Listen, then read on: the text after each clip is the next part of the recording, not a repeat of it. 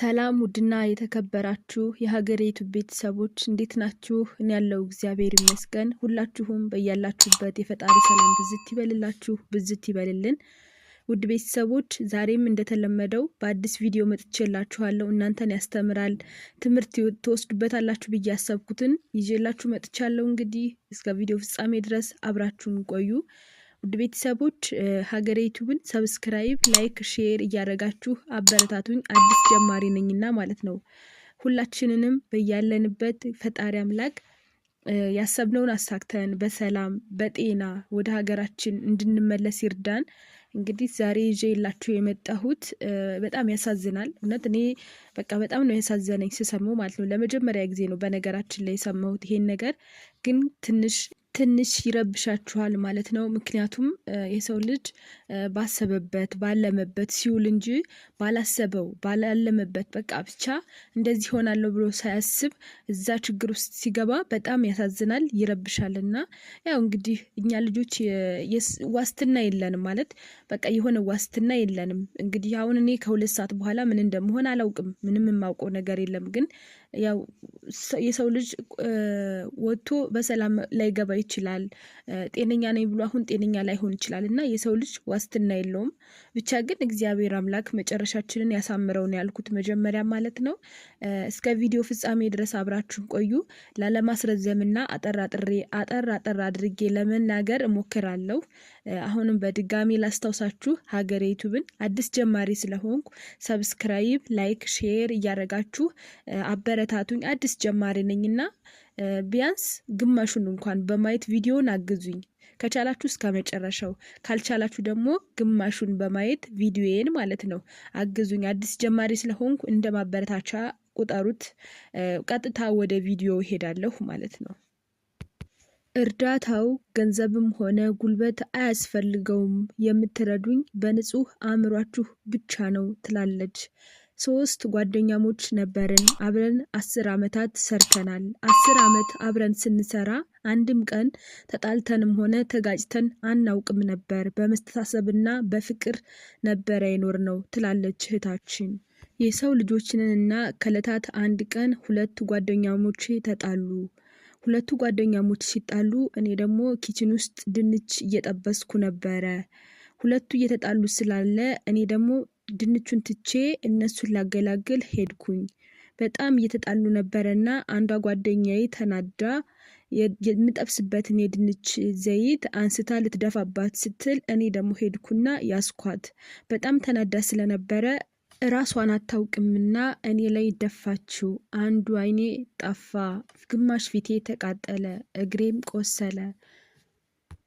አሰሬ 2ቱንም እስር ቤት አስገባቸው። እኔንም ቀጥታ ወደ ሐኪም ቤት ወሰደኝ። አሁንም የተወሰነ ተሽሎኛል። እነሱም ወደ እስር ቤት ገቡ። ብቻ ሌት ተቀን የሚያሳስበኝ አንድ ነገር አለ። እነሱ እስር ቤት መግባታቸው ነው። ምክንያቱም አንዷ ጓደኛዬ ለእናቷ አንድ ነች እና 11 ዓመት ስትኖር ለራሷ አንድም ገንዘብ የላትም። ለእናቷ ነበር የምትልከው። እናትየውም ያው አንድ ልጃቸው ነው። እኔ ደግሞ ግራ በመጋባት አንዳንዴ ለእናታቸው ለልጅቷ እናት እየደወሉ ልጄን አገናኝ እያሉ ግራ ሲያጋቡኝ ብር ትንሽ እረዳቸዋለሁ። ምክንያቱም ከልጃቸው ውጪ ማንም የላቸውም። ግራ ገብቶኛል፣ በጣም ጨንቆኛል። የነሱ እዛ መጨናነቅ ልጄን አገናኝ እያሉ እየደወሉ ሁል ጊዜ በሌላቸው ገንዘብ መንገድ ላይ ባገኙት ሰው ሁሉ ቁጥሬን ለሰው እየሰጡ እያስደወሉ የሚያስጨንቁኝ ነገር እኔም ጨንቆኛል፣ በጣም ግራ ገብቶኛል። አንዳንዴ ለጓደኞቼ ሁላ ግራ እየተጋባሁ አማከራቸዋለሁ ምን ይሻለኛል እያልኩኝ። የነሱ እስር ቤት መግባት እኔ እዚህ ጋር ጭንቀት ነው የሆነብኝ። ምክንያቱም የ2ቱም ጓደኞቼን ውስጥ ሚስጥር አውቃለሁ። ፈልገው አይደለም እዚህ ችግር ውስጥ የገቡት። እኔ ፈጣሪ ስላለው ነው እንደዛ የሆንኩት። እነሱ ባላወቁትና ባላሰቡት ባላለሙበት እስር ቤት ናቸው። በጣም ጨንቆኛል። እንደዚህ ብቻዬን በጭንቀት ስል አንዳንዴ ጓደኞቼንም ሆነ አሰሪዎቼን ጠይቃቸዋለሁ። ምን ላድርግ እንደዚህ ነው ብዬ ሳስረዳቸው አንቺ ያምሻል እንዴ ገና ይፈቱት ያለሽ እኛ ገና ይሄም ነገር በቂያቸው አይደለም ብለን እንትን እያልን ገና ይፈቱት ያለሽ ይሉኛል። ጤንነቴን ሁላ ይጠራጠራሉ። እነሱ እንደነገርኳችሁ አስበውበት አይደለም ይሄን ነገር ያደረጉት። ፈጣሪ ስለፈቀደው ነው እንደዚህ ሆንኩት። እኔ ግራ ገብቶኛል። ስለዚህ አሁን ከመላው ኢትዮጵያ ሕዝብ ንጹህ ሀሳብ እፈልጋለሁ። መጀመሪያ ግን ሀሳቤን እስከ መጨረሻው ተረዱኝ ትላለች እህታችን። ሴትዮዋ እየደወሉ የሚያስጨንቁኝ ነገር በጣም ጨንቆኛል። እነሱ እስር ቤት ይግቡ እንጂ ከእነሱ በላይ የሚጨነቀው እኔ ነኝ። ሁለቱም ጓደኞቼ 10 ዓመት ሲሰሩ ምንም አይነት ገንዘብ ለራሳቸው የላቸውም። ቤተሰብ ነበረ የሚረዱት። አንዳንዴ በጣም እየጨቀጨኩ ሳስጨንቃቸው አሰሪዎችም ሆነ ጓደኞቼ ወደ ገንዘብ ይቀየርላቸው እንዴ ቅጣጣቸው ይላሉ። እነሱ ደግሞ 10 ዓመት ሲሰሩ ለራሳቸው ምንም አላስቀመጡም። ለቤተሰቦቻቸው ነበር የሚረዱት። እና ውድ ቤተሰቦች ሁላችሁም እና ምን ላድርግ? እነሱ ሌት ተቀን እናታቸው እየደወሉ የሚያስጨንቁኝ ነገር ለእኔ በሽታ ሆኖብኛል። በጣም ያሳዝኑኛል። እዚህ 10 ዓመት ሙሉ ሲሰሩ አንድ ቀን ተጣልተው የማያውቁት አሁን ላይ ባላሰቡትና ባላለሙት ነገር እስር ቤት ናቸው። እስር ቤት ከሆኑ 1 ዓመት አለፋቸው። እኔም በጣም ጨንቆኛል። ምን ላድርግ ትላለች ውድ ቤተሰቦች። እየደወሉ ልጄን አገናኘኝ ይላሉ የአንዷ ጓደኛዬ እናት። እኔ ደግሞ መታሰራቸውን አልተናገርኩም። በቻልኩት አቅም ባለኝ ነገር ትንሽ አግዛቸዋለሁ። እዚህ ጋር ባላሰቡትና ባላለሙበት እናቃጥላት ብለው አልነበረም ያቃጠሉኝ።